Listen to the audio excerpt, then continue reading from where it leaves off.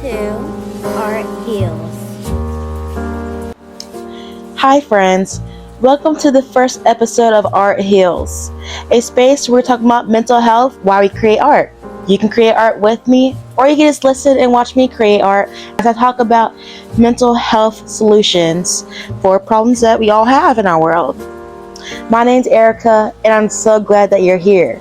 Today, we're going to be diving into something that has helped me with some pretty overwhelming moments, and it's called emotional anchoring.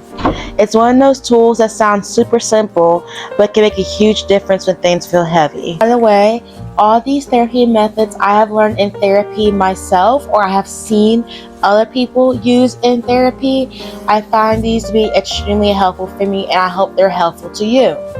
So now, what is emotional anchoring, you might ask? Emotional anchoring is a grounding technique used to help you stay steady when emotions feel like they're spiraling. Imagine you're caught in a mental storm, racing thoughts with anxiety, sadness, and you need to find something solid. That's your anchor.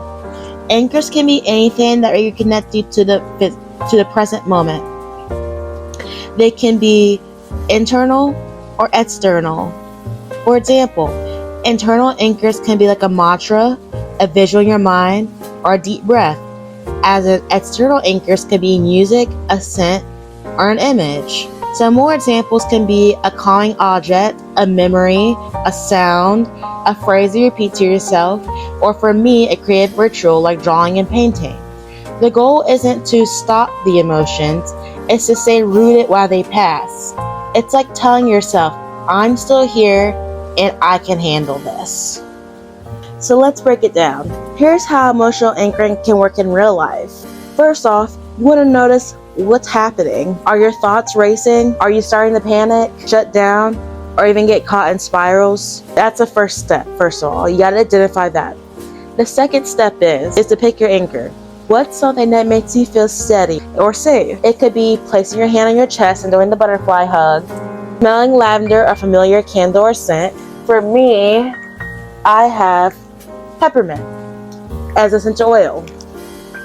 It smells so good. It like tingles your nose. You can listen to a calming playlist. Listen to your favorite music. My favorite music is R&B.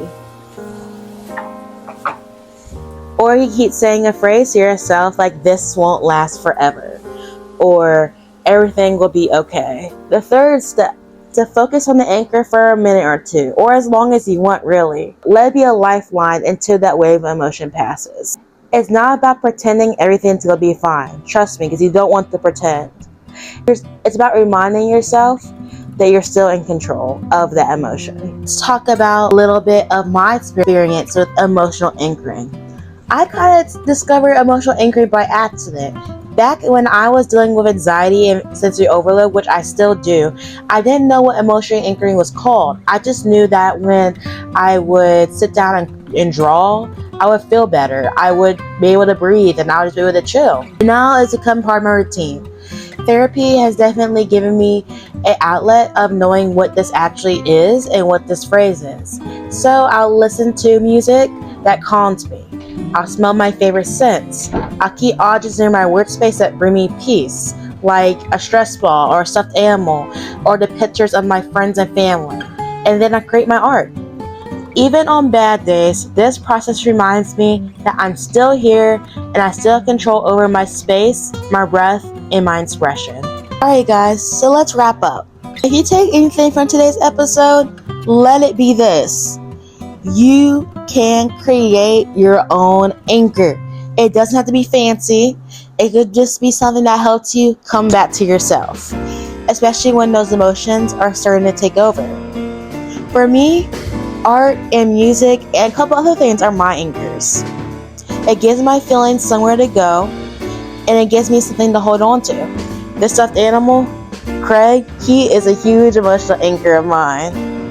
If you're watching this, maybe you'll find one for yourself too. Actually, I know you will find one for yourself. Just keep searching. So thank you for being here with me.